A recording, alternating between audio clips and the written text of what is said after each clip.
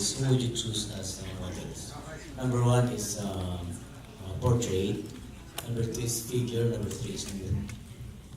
Number three is Nude. nude. Yes.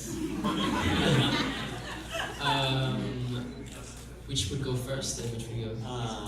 Model for each category. Portrait. Number one. Who would I shoot for these three? Yeah, who would you choose as model for portrait?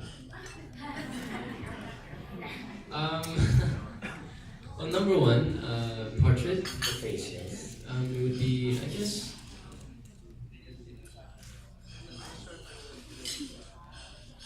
my girlfriend, yes. Nadine. And the second one, what was the second? Figure. So long shirt, the full body.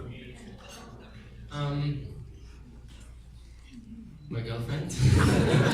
Okay. Number three, nude. Nude. Well, Could be in any angle, not showing vital parts. whoever it is, I'm gonna borrow your answer.